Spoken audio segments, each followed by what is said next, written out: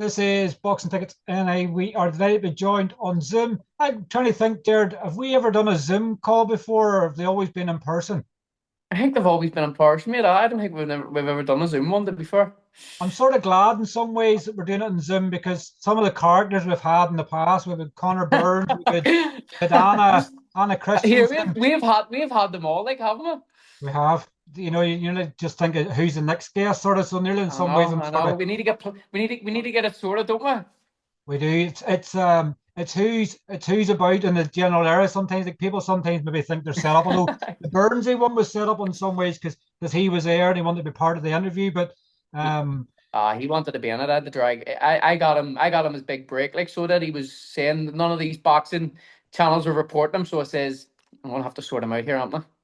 definitely are. Obviously, the last couple of weeks you've been jet setting sort of about. You've been sort of you're at the boxer Mm. card, you're at the matchroom card behind Eddie Hearn last week.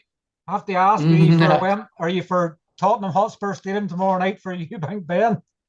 No, I'm in Cork at the minute. We're down here with a sponsor, but I was offered tickets, but no, I'm in Ireland, and I'll be back in England next week. So I'm all over the place, mate. I'm friggin' but probably more flights than EasyJet me. Do you know what I mean? You definitely are. You've been everywhere. Um, I guess probably the first place to sort of kick off with, obviously, I can see you're done in the jacket. You're now Aye. managed by Michael Conlan and Conlan Boxing Management. I guess in some ways, it's sort of awkward for you in some ways because obviously you were managed by Paddy. Obviously, he was a really good friend of yours, and you started off initially with Kevin Marie, and then it wasn't going to work out Mhm. because Kevin Marie was Manchester. Then signed to Paddy. You're now under your Yeah. third sort of management sort of thing, and Yeah. inside 7 fights of a pro, but you're now with Mick. And I guess you don't really want to sing too much from the rooftops, but I guess when different opportunities come, sometimes a completely fresh new start can be the world of good for you.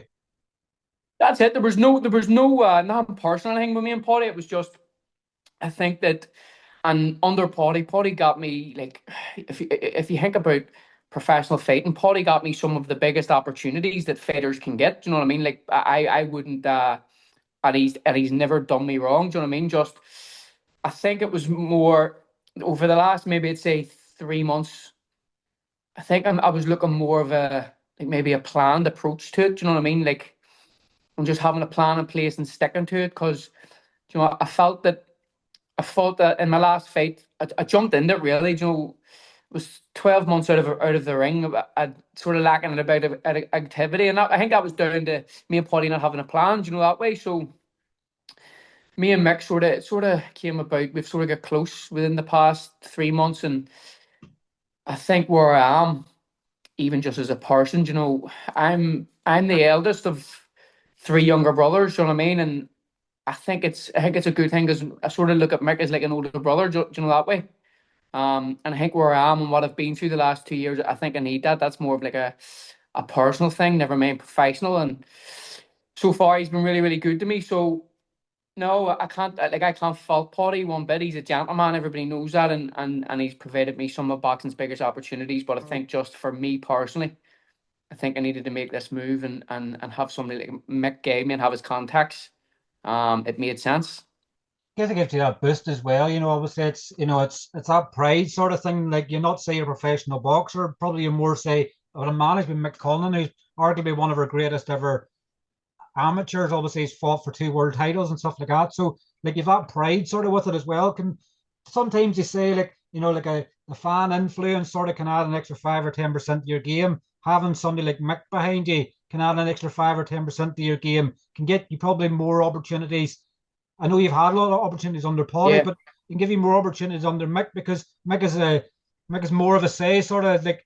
I know it's looking like he's potentially back in August and yeah, potentially Dublin. It's looking like, but like you yeah. get on them cards, like Mick's going to say, "I want Gerard Hughes in this card." So you've more nearly a say as if you're like part of the main part of the game. Yeah, definitely. And again, as well, I've changed camps out there too. So out to Sheffield, so I'm out there training, and it was just the right move to make, mate. And I went out there last week, and we were all me, him, and Sinead. We were living with each other, so it's a good setup, and I think as well, just mate, especially personally where I'm in my career, like.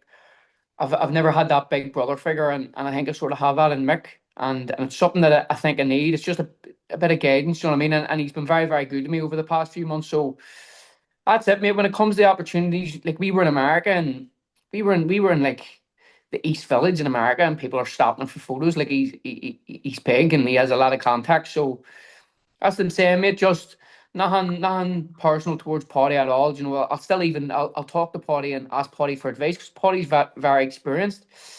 But I think just for me personally, it was a good move to make, and again, as you said, they're professional as well. You know, he has great contacts, and he's on the up again himself, and he'll be headlining shows, which that can only put me in better stead if he's headlining a show and he has fighters that need on the card. So now I'm buzzing with it, and I just can't wait to get started. Running partners, donut and pizza partners in America, and obviously now he's obviously managing you as well. So it's probably Yeah, going to be strange in some ways where you probably go, make sure you're the manager, you can pay for all this sort of, like that's I'm it. only your fighter at the end of the day. No, mate, he makes me pay for it. He's convinced that I'm a millionaire. So he has me frigging paying for everything. No, he can hear that's what I'm saying. We went to New York and I thought I could eat, mate. He can eat. He'd eat anybody under a table, that boy. Like so. Well, Nah, you know what? If anything, I'll be staying away from him for the next few months because I'm back on the. I've obviously a comeback fight, so I can't do the eating that boy eats. I guess you get a couple of cases of Gras for free now. You don't have to sort of beg for them. You go like, Well, that's true. yeah, You know what? fighters. Actually, I did. I got a few cases of Gras. But I don't drink, so I give them to my dad, my brother, so they can get the free Gras. Aye, you're right. I guess obviously, come back to sort of last fight out, obviously SSE Arena. Like I spoke to you obviously afterwards. Unfortunately, I didn't have the sort of backstage access to do interviews and didn't want to be doing them too much out in public places. But like you seem sort of at ease, Jared. Obviously, I guess sometimes when you pick up a defeat and things like that, the rivalry and stuff we really, went back from the draw and everything else. Like you Yeah. seemed at ease with yourself. It was probably in your head, probably it was just a win for you getting back into the ring, obviously after everything that happened. Yeah, definitely. Do you know what?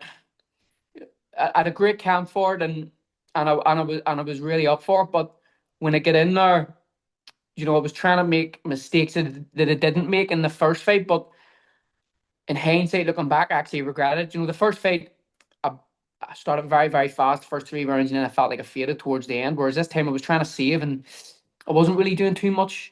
In the first few rounds, where when I got to like the fifth, I had this second wind kick in. I've never had that before, and I sort of regretted not pushing in the start, the first half of the fight because I felt I finished well. But again, that all comes down to experience, mate. That was my first eight rounder. He was coming active 10 and 8 rounds. So, you know what, mate? I don't really look at it as a loss because to be honest, in my head, I'd sort of worked it up to be a tougher fight than what that actually was.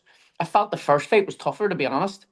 Um, but yeah, listen, fair play to Rudy. Rudy did what he had to do. He boxed a great game plan, and yeah, mate. It just from obviously the inactivity to then the whole stuff with the Matic. Oh, it was just it's easy to go straight back into a big fight and be a part of a big fight week. It was great, mate, and it's if anything, mate. It's made me hunger, and you have that pressure of the loss and all off you. Do you know what I mean? So just takes that away, and that's when you sort of know. That's when you learn as well, mate.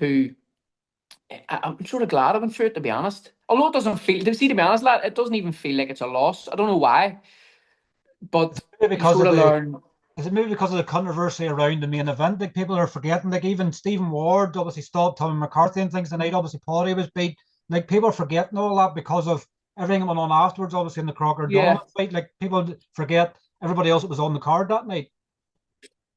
I don't know. Maybe that comes in there, but I just felt that, you know, I felt that I gave a very, very good account of myself being so inactive, and obviously Rudy was saying the build-up was going to stop me and all, and that's what I'm saying. Me and Rudy have spoke from it, and it's all just to build a fight. Do you know what I mean? But it was it was great to get in there and just even prove like because there was people making mad predictions that it was getting stopped within 4 rounds and all. And that's one thing. Like I don't care what anybody says. I'm tough.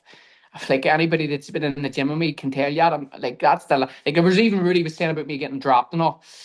And it was like I didn't know if he was half trying to play mind games. You know what I mean? That's the last thing that was ever going to happen to me could stop. So even just sort of proving a few people wrong that I can do 8 rounds, and like he's the main man there at the minute. Do you know what I mean? And I jumped in there 12, 13 months out of the ring. I straight into a competitive 8 rounder 50-50 fight, like, and it was a good fight. It was definitely well closer than the first one. So it is what it is, mate. I just move on, and again, that's what I'm saying. That's why I'm a Mick. You know, we've put a plan in place, and I'll just follow that. You know, and we'll get back into contention again.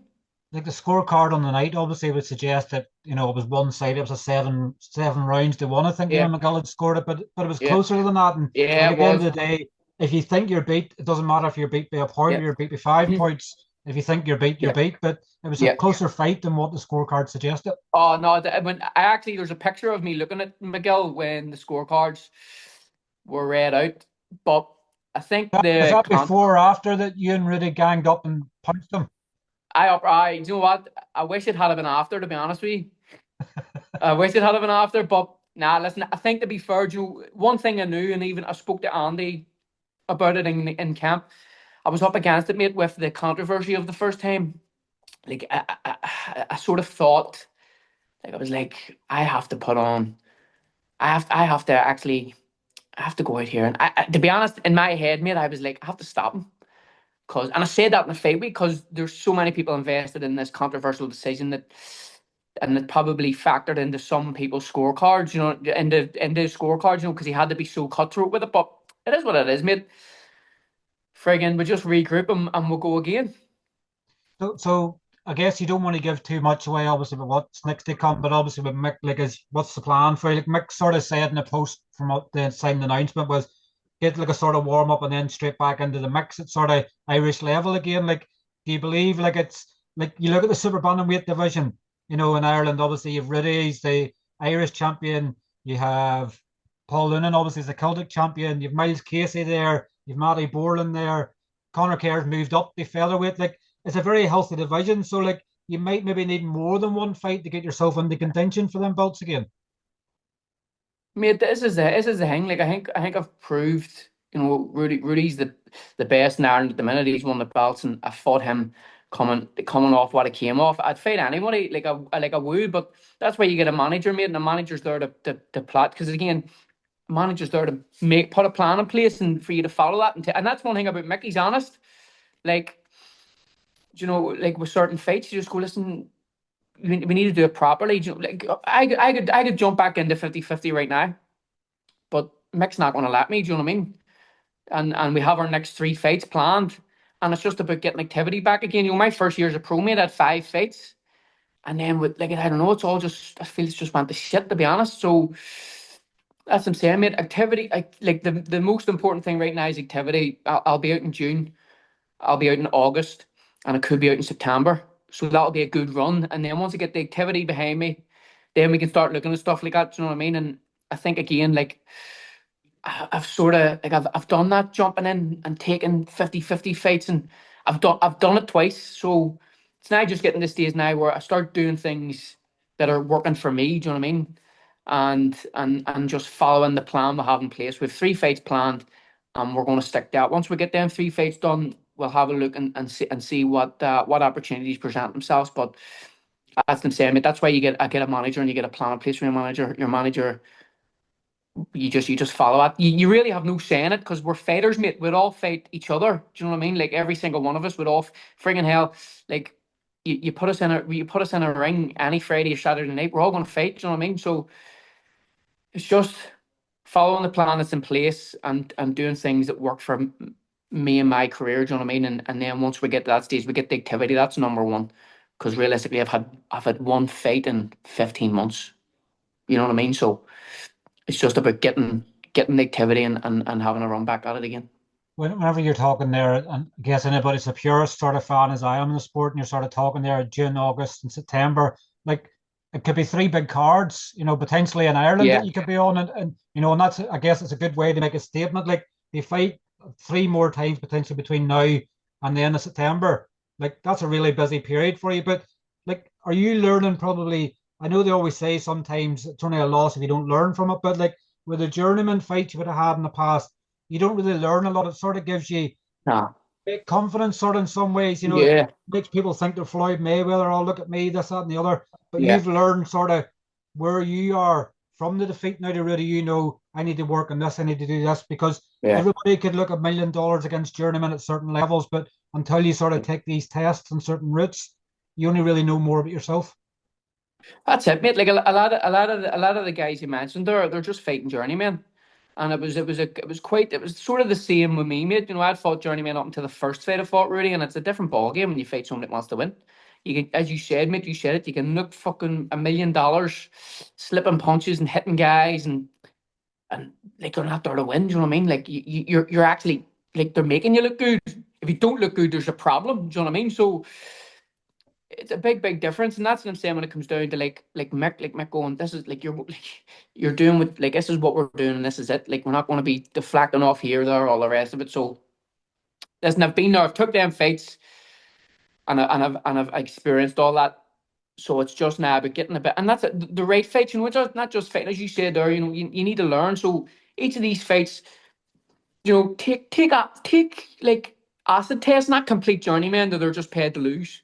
People that are there to have a go or 70-30s. Do you know what I mean? Where they're going to give and you're going to be met with something like some sort of resistance, not just getting in and blowing somebody away. Do you know what I mean? And somebody that's took up from flyweight or something, or super fly or bantam. So that's the plan. But I think matchmaking is very important in the whole thing.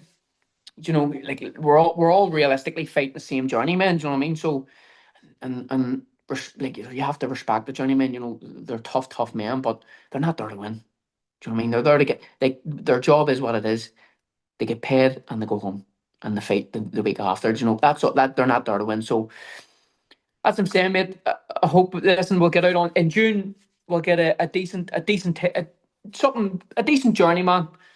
And then we have August planned, and we have hopefully September planned. So we'll follow that, and then hopefully end the year. I want to fight 4 times before the end of the year. Right? That's what I would want. We have 3 done. There's no way that I can't get a fourth. And I guess, like, I know Mick's obviously potential next fight looks like it's for the European title. And then I know there's talk here at the moment, and Mick won't want to look past that, but obviously a potential glamour fight, him in Warrington and in New York Yeah, at the end of the year. Like, for you to go brilliant, sign me up yeah, for that. Like, you could probably have the best year of your life, sort of in the yeah, ring. You've obviously had these experiences as well outside the ring, obviously with Mick and Brighton, Tyrone, obviously down in Waterford the end of last year. Tyrone yeah, obviously isn't that same card in Channel 5. yeah, Out in America, obviously the Cal Walsh card and things like that. So you're getting a lot of these experiences outside the ring. But obviously, you can now start to look at bucket lists and go, right, Mick, where are you going to fight? You know, yeah, you can dream of these cards as well. yeah, definitely. Like, see, to be fair, I would probably say, like, if you count the many people that fight on matchroom shows twice and aren't signed to matchroom, it's very slim.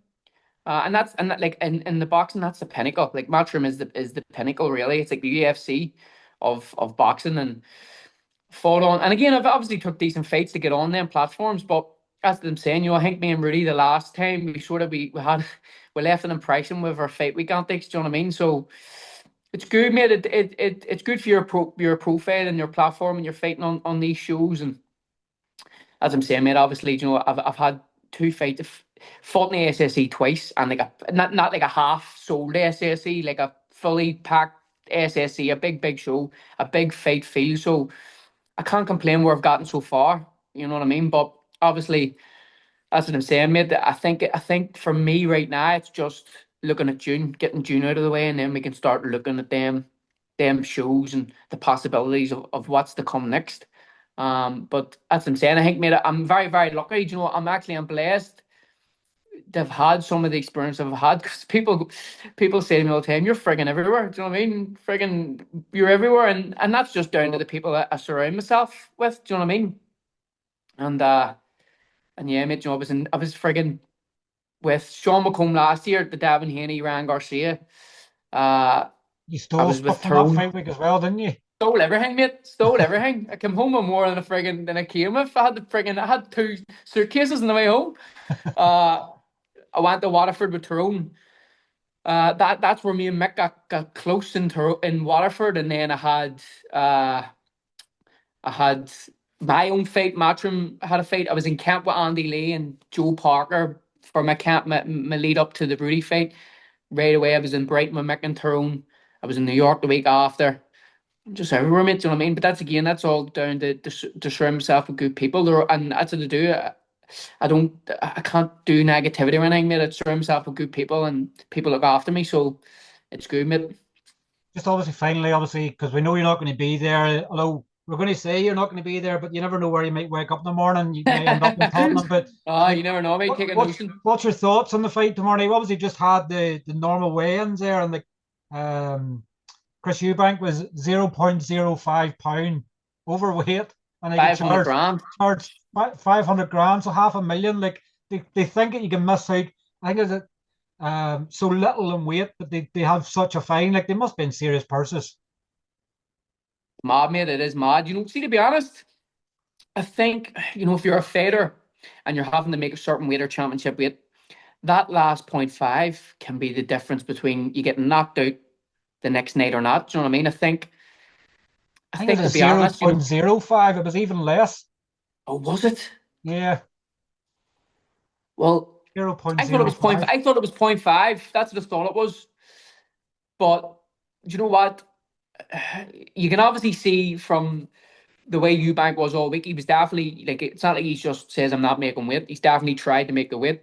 I would say he's come in and just went frigate up. Sometimes you're better just going, it's worth paying it. Like especially when you're at that stage and you've done so much to get down. Do you know what I think as well? I know it might be so little, but again, it can mean so much. I was sort of, I was deciding on this fight of how Eubank done his weight. If he shot his weight and done his weight wrong, then he's giving Ben a chance here because Ben's big and strong. He's up at the weight. He's not having cut weight. But if he saved himself by missing it by that much, you never know. And again, it's an 18-foot ring, small ring. I think may play a part, but I can just see Eubank being too big for some reason. I know Ben's explosive. He's vicious. He's aggressive. The 18-foot ring will definitely have something to play in it, but I think to say like there's weight divisions in boxing for a reason. Do you know what I mean? And I think that even though like there is the £10 or the £11 tomorrow morning, do you know, the damage can be done after that as well. Do you know what I mean?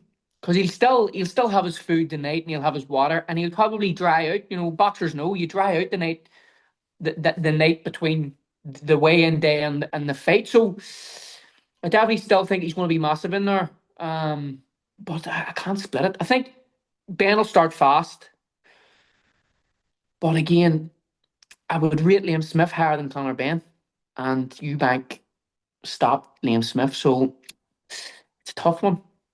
It's one of them weird fights. Like both of them's obviously at silver spoons sort of in their careers from the very start, Yeah, and sort of yeah, I know when they said the tickets were selling very well, and I'd sort of spoke to someone that during the Crocker Donovan fight week, and I'd sort of said like if they moved that fight to Wembley, it was a disservice to every other fight that had been there before because they were world yeah, title legitimate sort of fights. They then put Eubank and Ben in Wembley. You're going like it's nearly like a Jake Paul sort of scenario where it's just a circus. yeah. And it's strange, but there's only 5 fights now. It's only 5 fights all in, isn't it? Yeah, I think so. I think there's 5 fights in total. Strange. That's that. Now, I don't know if he's going to do. I know Turkey does the whole live performances and all. I don't know if he has anything like that planned, but strange just doing 5 fights. Strange, but listen, when you're him and you're paying that sort of money and you have the money behind you, you can do what you want, can't you? Aye, aye. You can That'll be do the what you next want. boy you'll be hanging about with is Turkey Al Sheikh.